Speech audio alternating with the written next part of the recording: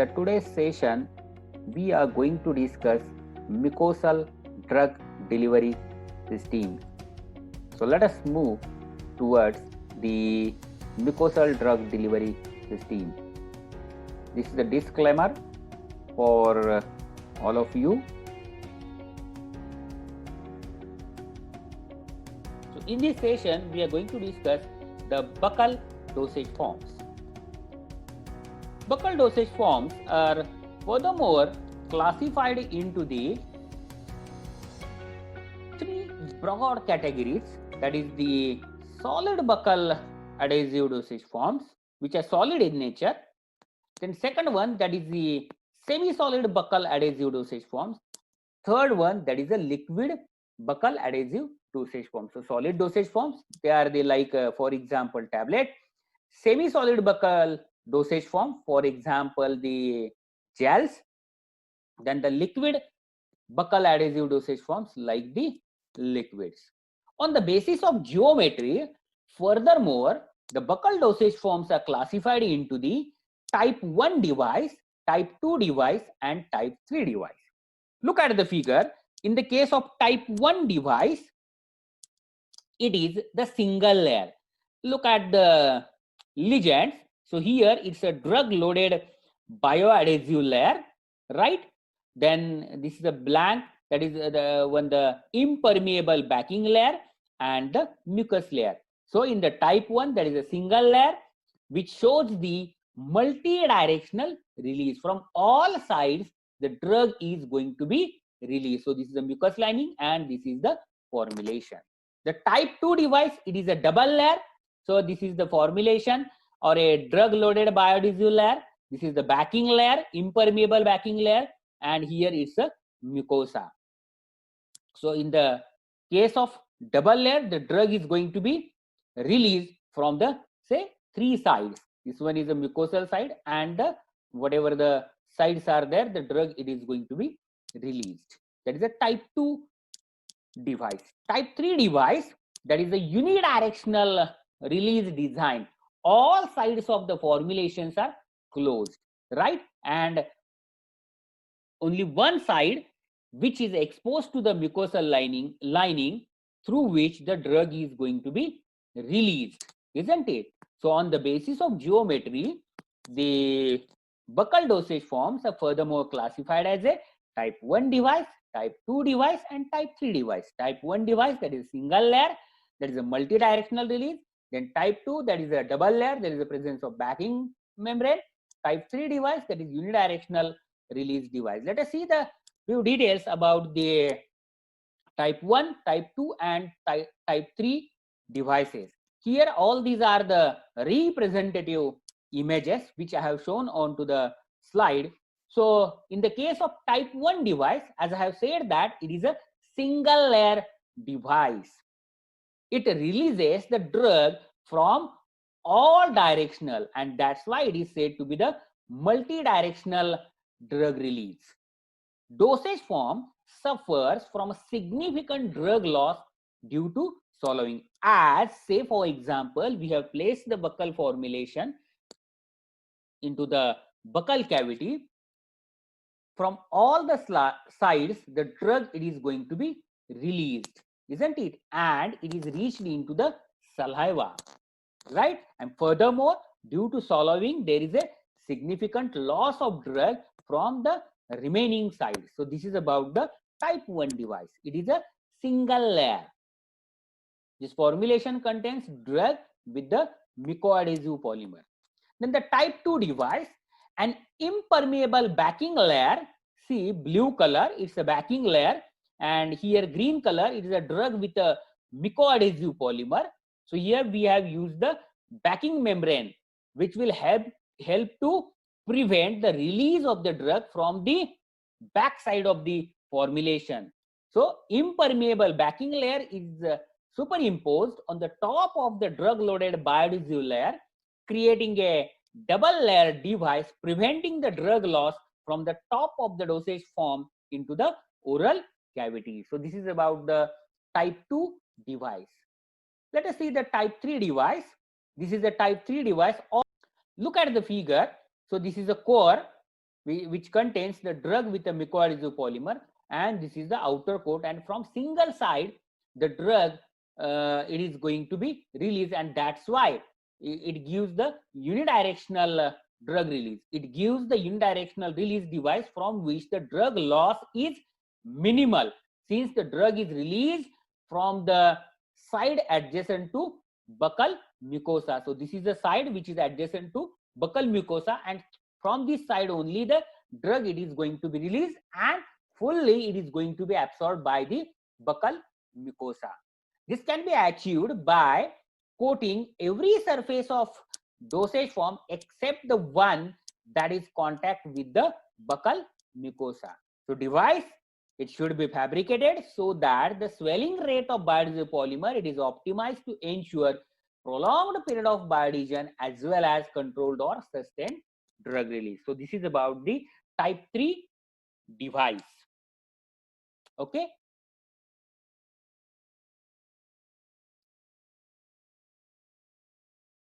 Let us move towards the further details about the buccal dosage forms. Very first one, that is the buccal tablets. Initially itself I have told you the tablets, films, patches, then furthermore certain ointments, gels, which are widely used as a buccal dosage form. So very first one, that is the buccal formulation. Very first one, that is the tablets.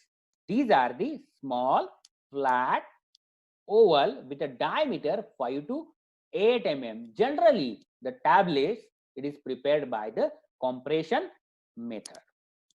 These tablets are going to be softened and adhere to the buccal mucosa and are retained in a position until dissolution or the release is complete. Furthermore, these tablets are classified as single layer tablet, as already we have seen previously, then double layer tablet or unidirectional coated tablet. There are certain marketed formulations are available, like Suscard Buccal, which is a matrix tablet containing modified HPMC for the delivery of glyceryl trinitrate. The second formulation, that is the Buccastem matrix containing the xanthan and locust bean gum for delivery of prochlorperazine. Then Aptach, it is a double layer tablet containing HPMC and carbomer. Carbomer here it is used as an adhesive for delivery of triamcinolone. So carbomer, it is an adhesive, and the formulation, it is used for delivery of the triamcinolone. Here on the right hand side, I have shown the table which is related with the type of formulation, then the bioadhesive which is used, then the active ingredient present, and certain details. So let us see in brief.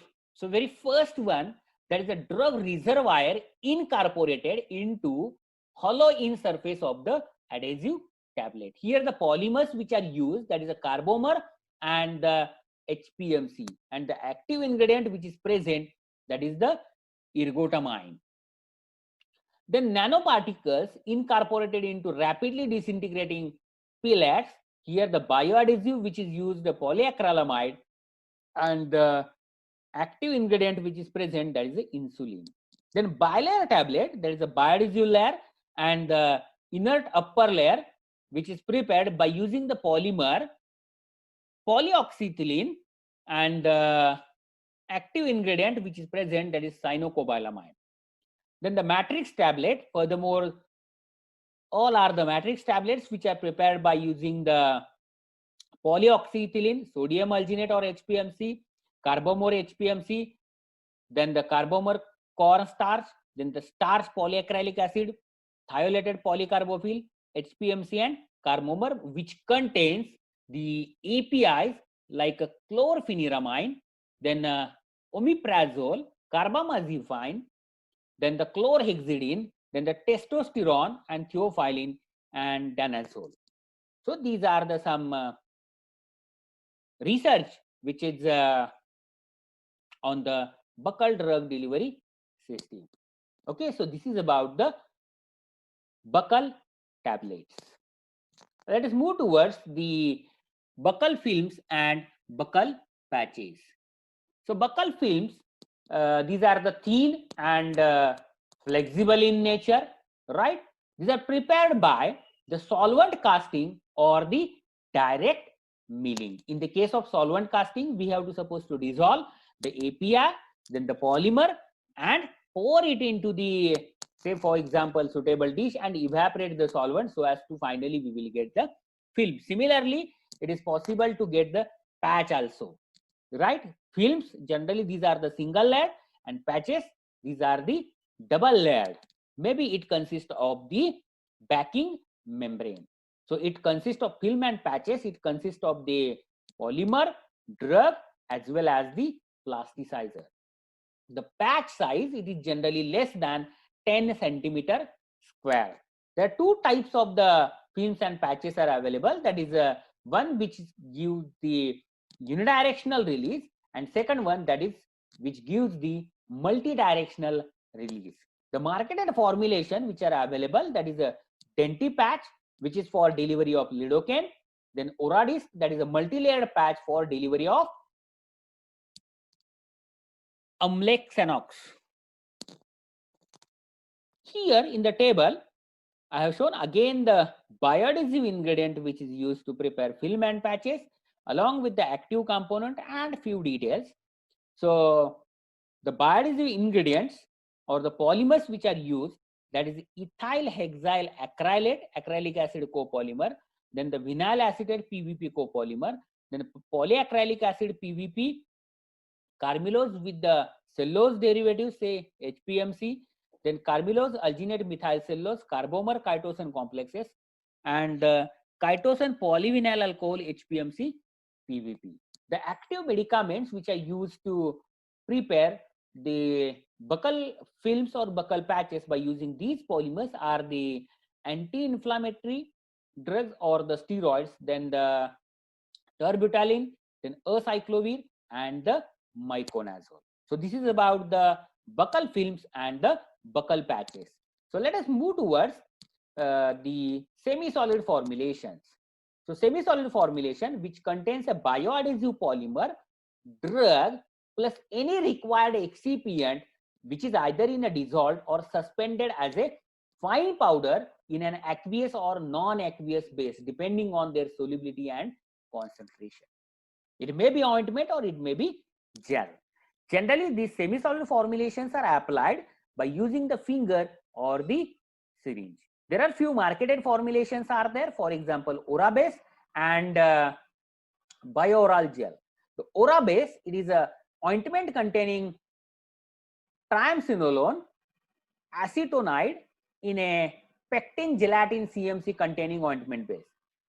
Bioral gel, that is the which contains carbenoxolone in a CMC containing ointment base. Here again I have shown one table which is related with the type of formulation, bioadhesive, and the active ingredient which is present. So almost all are the gel formulation except one, that is the ointment one. The bioadhesives which are used like hydroxyethyl cellulose, PVP, polycarbophil, then poloxamer 407 carbomer, fluronic, then the Edispert HV, then polymethyl methacrylamide, then hexadimethyl, and the active medicament which is present, that is the chlorhexidine, perbiprofen, triamcinolone, then insulin, then benzyl nicotinate, and the triclosan. So this is about the semi-solid buccal formulations. So herewith we have finished the buccal dosage form. We have discussed the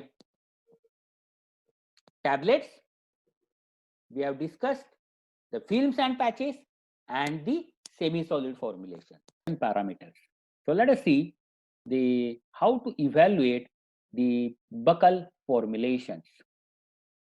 Buccal formulations are evaluated with respect to the, as we are preparing either tablet or the films or the patches, and depending on that we have to supposed to select the suitable evaluation and characterization of the developed buccal drug delivery system, which includes the weight variation, then the thickness variation, then the friability, hardness, content uniformity, in vitro dissolution for tablets, then the tensile strength, film endurance, and hygroscopy. It is applicable to films and patches. So whatever the previous things are there, some which are applicable to films and patches and tablets, isn't it?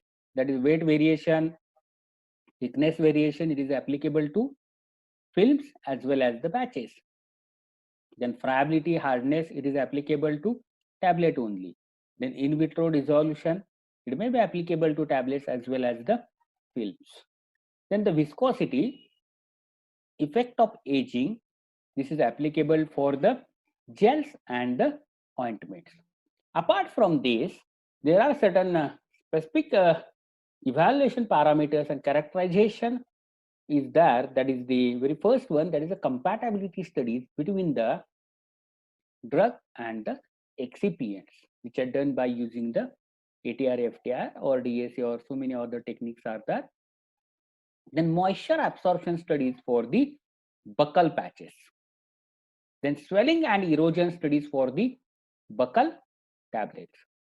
Study of the surface pH of tablet as well as the buccal films or the patches.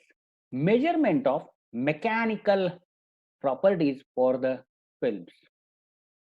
Then in vitro bioadhesion measurement.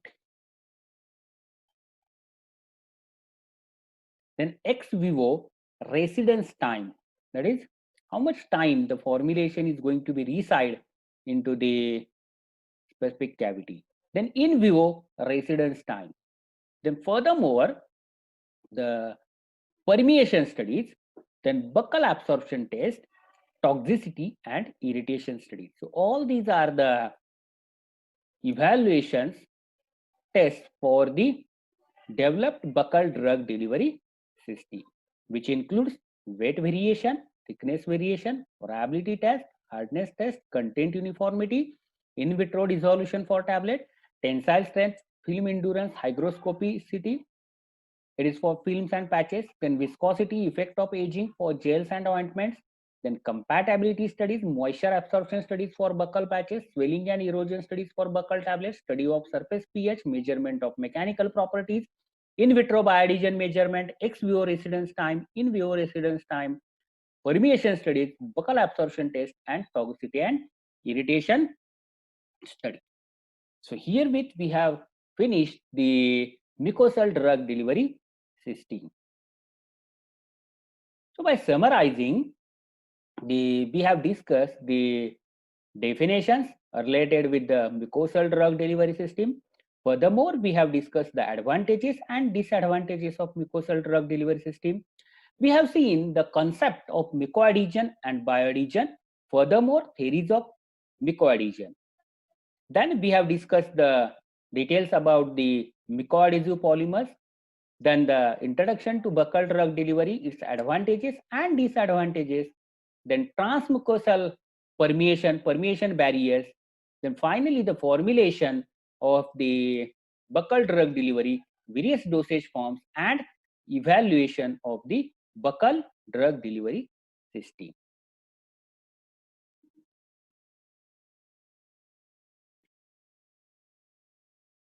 So these are the few references which I have referred while preparing this presentation. All these are the review articles.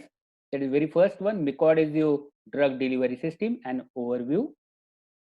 Then second one, mucoadhesive drug delivery systems. Third one, mucoadhesive drug delivery systems. Fourth one, buccal drug delivery, expert opinion on drug delivery. Then a review on bioadhesive buccal drug delivery system, current status of formulation and evaluation methods. So you will get all details of the presentation in all these review articles. Thank you very much. So herewith we have finished the chapter mucosal drug delivery system.